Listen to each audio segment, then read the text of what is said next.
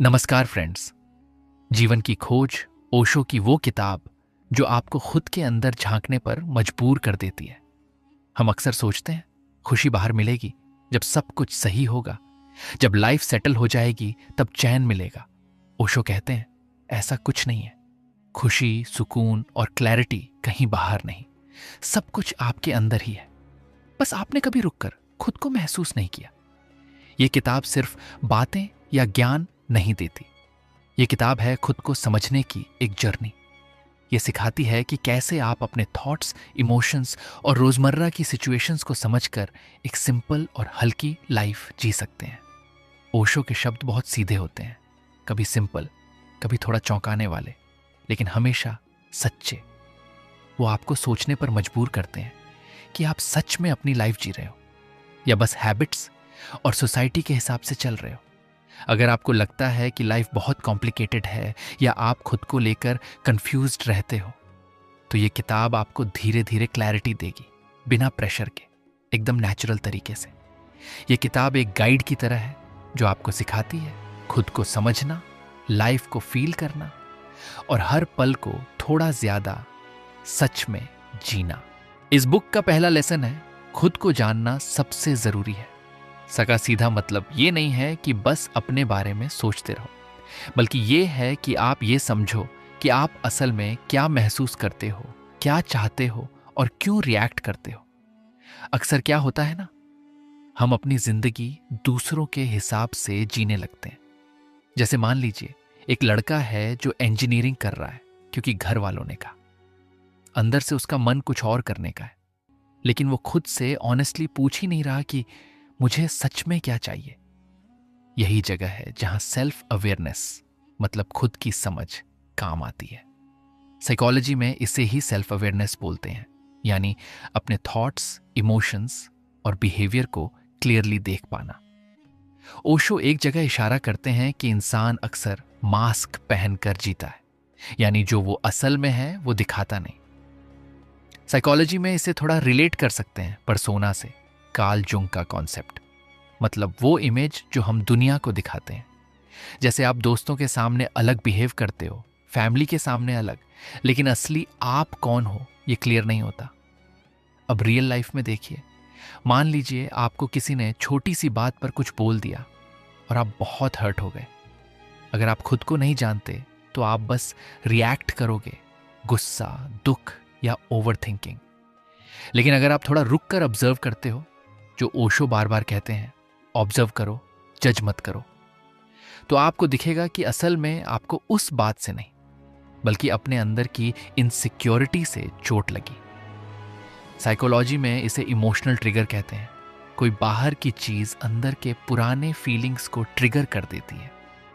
अब इसे practically life में कैसे लाना है, वो सिंपल तरीके से समझिए। मान लीजिए आप किसी काम में बार बार फेल हो रहे हो और आपको लग रहा है मैं बेकार हूं।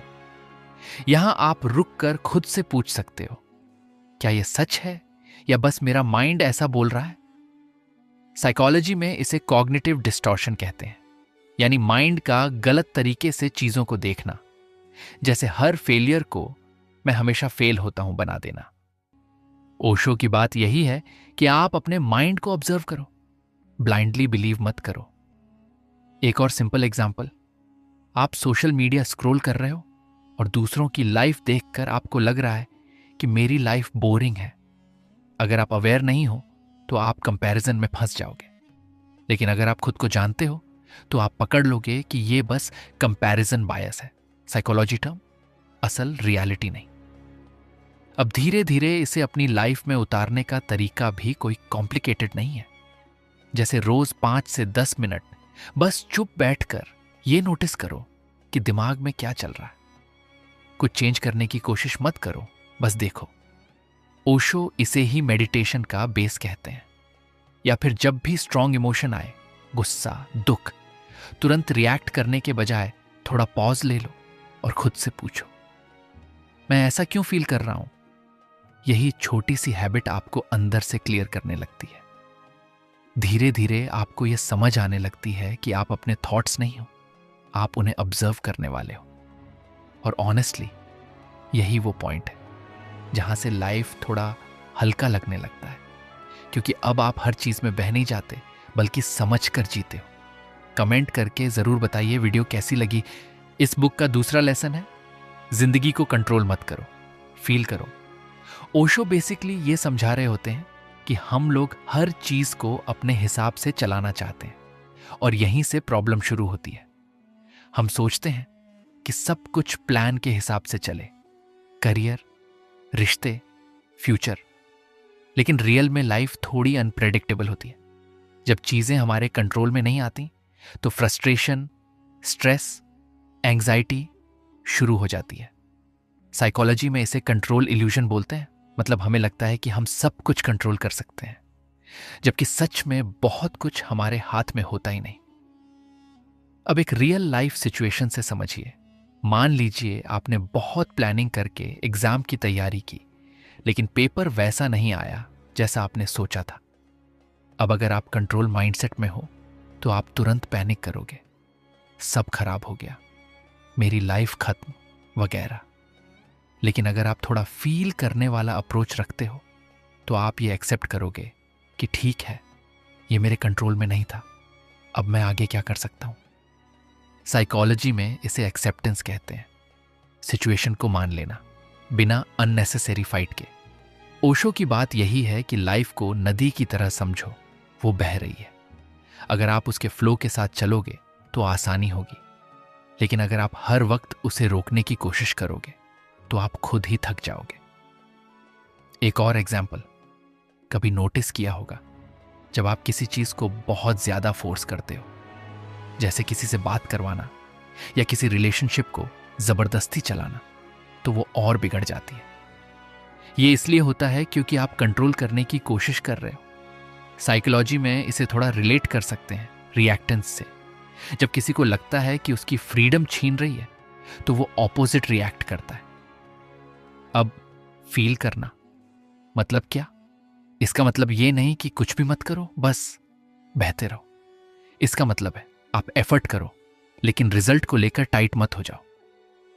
जैसे आपने मेहनत की, बस अब रिजल्ट को एक्सेप्ट करो जैसा भी आए। प्रैक्टिकली लाइफ में कैसे लाना है वो भी सिंपल है। जैसे जब भी आपको लगे कि आप किसी चीज को जबरदस्ती कंट्रोल करने की कोशिश कर रहे हो तो थोड़ा पॉज लो और खुद से पूछो, क्या ये मेरे कंट्रोल में है? अगर नहीं है तो उसे थोड़ा छोड़ना सीखो। मान लीजिए ट्रैफिक में फंसे हो, अब आप चाहकर भी ट्रैफिक हट नहीं सकते। अगर आप कंट्रोल माइंडसेट में हो तो इरिटेशन बढ़ेगी, लेकिन अगर आप सिचुएशन को फील करके एक्सेप्ट कर लो, जैसे म्यूजिक सुन लिया या बस ऑब्जर्व किया, तो वही सिचुएशन हल्की लगने लगेगी। धीरे धीरे आपको यह समझ आने लगता है कि लाइफ को जितना आप पकड़ने की कोशिश करते हो वो उतनी स्लिप होती है, और जब आप थोड़ा रिलैक्स होकर जीते हो तो चीजें अपने आप सेटल होने लगती हैं। बस यही ओशो का सिंपल सा पॉइंट है। लाइफ को फाइट मत करो, उसे एक्सपीरियंस करो। अगर आपको यह समरी अच्छी लग रही है तो वीडियो को लाइक, शेयर एंड सब्सक्राइब जरूर करें। इस बुक का तीसरा लेसन है, ज्यादा सोच इज इक्वल टू ज्यादा परेशानी। ओशो ये नहीं बोल रहे कि सोचना गलत है, वो ये कह रहे हैं कि ओवर थिंकिंग ही असली प्रॉब्लम है। सिंपल भाषा में, जितना जरूरी है उतना सोचो, लेकिन हर बात को बार बार घुमाते रहना वही दिमाग को थका देता है। अब एकदम रियल लाइफ से समझिए। मान लीजिए आपने किसी को मैसेज किया और उसने रिप्लाई नहीं किया। अब एक नॉर्मल सोच क्या होगी? शायद बिजी होगा। लेकिन ओवर थिंकिंग शुरू होते ही दिमाग क्या करता है? क्या मैंने कुछ गलत बोल दिया? वो इग्नोर कर रहा है, अब हमारी फ्रेंडशिप खराब हो गई। और धीरे धीरे आप खुद ही दुखी हो जाते हो, जबकि सच में कुछ हुआ भी नहीं। साइकोलॉजी में इसे रूमिनेशन कहते हैं, यानी एक ही बात को बार बार सोचना बिना किसी सॉल्यूशन के, और यह हैबिट एंजाइटी और स्ट्रेस को बढ़ाती है। ओशो इसी चीज की तरफ इशारा करते हैं कि हमारा माइंड एक मशीन की तरह चलता रहता है बिना रुके। वो कहते हैं थॉट्स को सीरियसली मत लो, बस उन्हें आते जाते देखो। मतलब आप हर थॉट को सच मानकर पकड़ मत लो। एक और एग्जाम्पल देखिए। मान लीजिए आपको प्रेजेंटेशन देनी है। नॉर्मल सोच, थोड़ी नर्वसनेस है, प्रैक्टिस कर लेता हूं। Over thinking. अगर मैं अटक गया तो सब हंसेंगे, मैं फेल हो जाऊंगा। यहां आपका माइंड फ्यूचर की इमेजिनरी सिचुएशंस बना रहा है। साइकोलॉजी में इसे कैटास्ट्रोफाइजिंग कहते हैं, यानी छोटी चीज को बहुत बड़ा वर्स्ट केस बना देना। अब प्रैक्टिकल तरीके से समझिए कि इसे हैंडल कैसे करना है। मान लीजिए आपके दिमाग में बार बार कोई नेगेटिव थॉट आ रहा है। आप उससे लड़ने की कोशिश मत करो, बस एक छोटा सा स्टेप लो। नोटिस करो कि ये बस एक थॉट है, फैक्ट नहीं।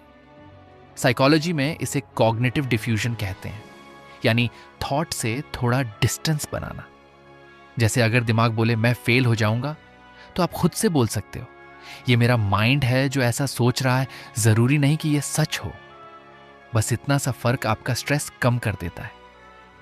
एक और सिंपल हैबिट, दिन में कभी कभी अपने आप से पूछो, क्या मैं अभी सॉल्यूशन ढूंढ रहा हूं या बस सोचता ही जा रहा हूं?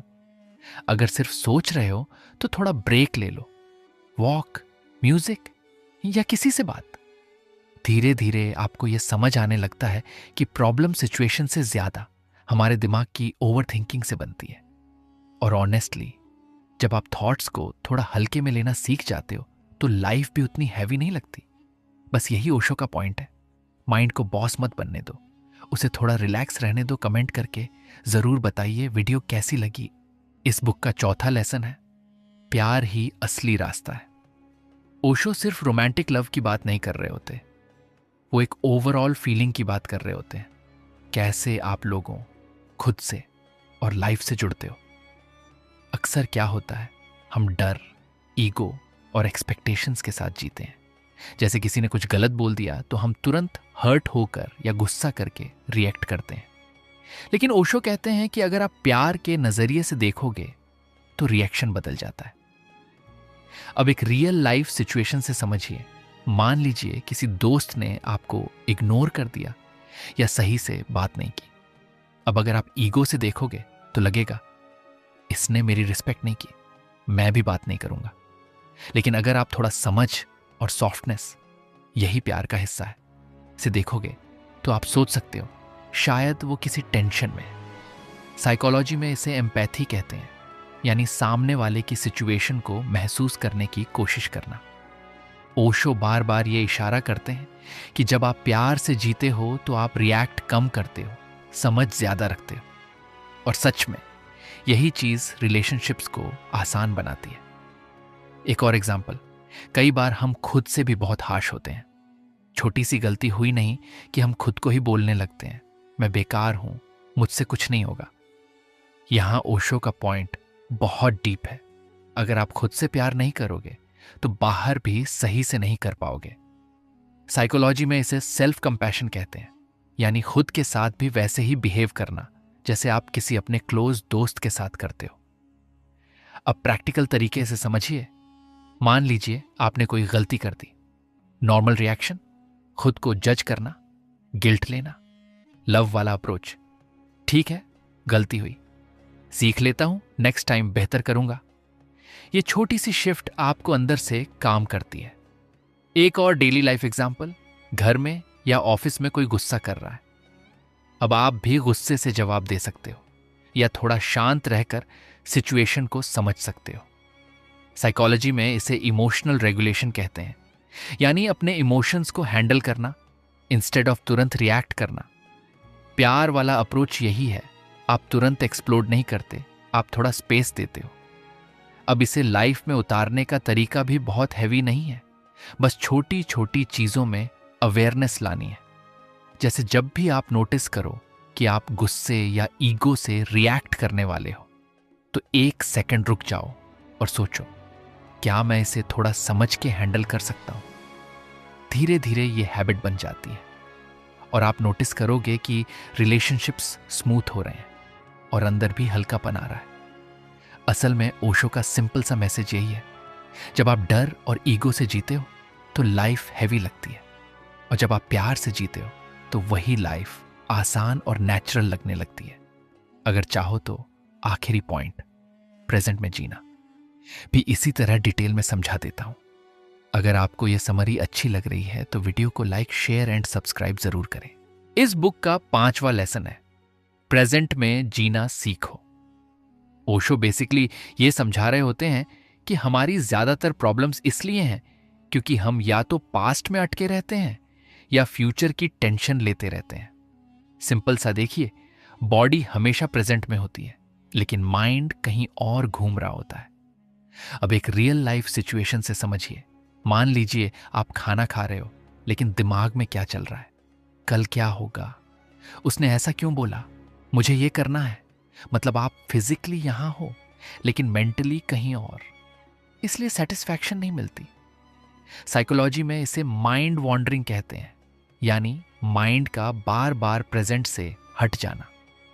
और रिसर्च भी यही कहती है कि जब माइंड प्रेजेंट में नहीं होता तो इंसान ज्यादा अनहैप्पी फील करता है। ओशो की बात यहां बहुत सिंपल है। जो अभी हो रहा है उसे पूरी तरह से जियो। मतलब अगर आप चल रहे हो तो चलने को फील करो, अगर बात कर रहे हो तो सच में सुनो। एक और एग्जांपल, मान लीजिए आपके साथ पास्ट में कुछ बुरा हुआ था। अब आप बार बार उसी को याद कर रहे हो, काश ऐसा नहीं हुआ होता। इससे क्या होता है? आप प्रेजेंट भी खराब कर देते हो। साइकोलॉजी में इसे रमिनेशन कहते हैं, जिसकी बात पहले भी हुई। पास्ट को बार बार सोचते रहना। और दूसरी साइड, फ्यूचर एंग्जाइटी। अगर ये नहीं हुआ तो, अगर मैं फेल हो गया तो, ये माइंड फ्यूचर की इमेजिनरी प्रॉब्लम्स बना रहा है। इसे एंटिसिपेटरी एंग्जाइटी कहते हैं, यानी फ्यूचर की चिंता पहले से करना। अब ओशो का पॉइंट क्या है? वो कहते हैं कि रियल लाइफ सिर्फ इसी मोमेंट में है। पास्ट मेमोरी है, फ्यूचर इमेजिनेशन है, असली चीज बस अभी है। ऐसी ही ज्ञानवर्धक वीडियो के लिए चैनल को सब्सक्राइब करें और बेल आइकन दबाएं ताकि कोई भी वीडियो मिस ना हो। धन्यवाद।